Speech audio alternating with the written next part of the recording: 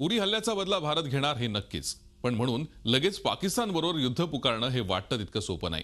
पाकिस्तानची कोंडी करण्याची वेगळी रणनीती आखण्यात आली आहे। भारतानं पाकिस्तानला तडपके मारायचं ठरवलंय।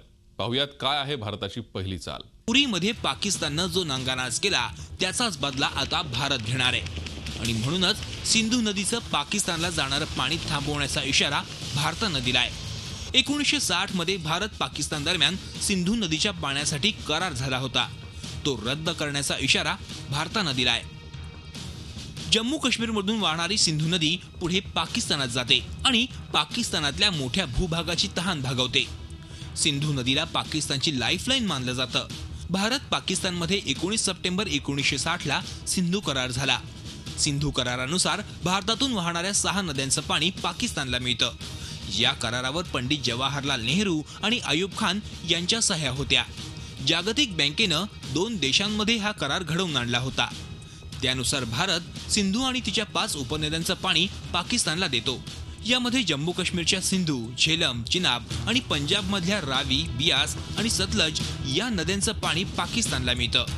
हा करार रद्द झाला तर पाकिस्तानचे पाण्याविना प्रचंड हाल होतील। सिंधू नदीच्या पाणी वाटपाचा हा करार 2 देशांमधल्या परस्पर विश्वासाच्या आधारावरच झालाय, पण आता पाकिस्तान विश्वास ठेवण्याच्या लायकीचा राहिलेला नाही। Our differences between India and Pakistan on the implementation of the Indus Waters Treaty. Eventually, any cooperative arrangement requires goodwill and mutual trust on both sides. पाकिस्तानची नस दाबण्यासाठी हा करार म्हणजे भारताकडे असलेलं मोठं बलस्थान आहे। पाकिस्ताननं भारताविरोधात आतापर्यंत इतक्या कारवाया करूनही माणुसकीच्या दृष्टिकोनातून भारतानं कधीही हा सिंधू करार रद्द करण्याची भाषा केली नाही, पण आता पाकिस्तान सहनशीलतेचा अंत पाहत आहे।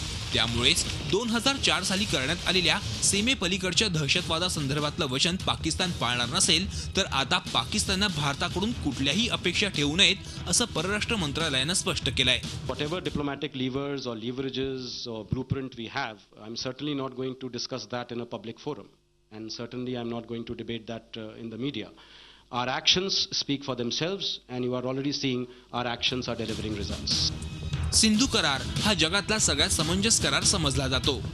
सिंधू करारानुसार भारतातल्या 6 नद्यांचं 80% पाणी पाकिस्तानला मिळतं, तर या नद्यांचं फक्त 20% पाणी भारत वापरतो। या सिंधू करारामुळे भारताला दरवर्षी जवळपास 60,000 कोटींचं नुकसान सोसावं लागतं। पाकिस्तानात या नद्यांच्या पाण्यावर मोठमोठे विद्युत प्रकल्प चालतात। या पाण्यावर 20,000 मेगावॅट वीज निर्मिती होते। या नद्यांचं पाणी थांबवलं तर पाकिस्तानच्या शेतीचंही मोठं नुकसान होणार आहे। भारतानं पाकिस्तानवर एवढी मेहरबानी करूनही कांगावखोर पाकिस्तानचा कांगावा सुरूच असतो। भारत कमी पाणी देतं ही नकेली होती। मैं इसको पाकिस्तान के खिलाफ ऐलाने जंग कहता हूं। पाकिस्तानचे दहशतवादी भारताविरोधात इतक्या भयंकर कारवाया करत असतानाही इतकी वर्ष भारत गप्प बसला आणि सिंधू नदीचं पाणी पाकिस्तानला मिळत राहिलं, पण आता पाणी डोक्यावरून गेलंय। त्यामुळे सिंधू नदीचं पाणी थांबवावंच लागणार आहे।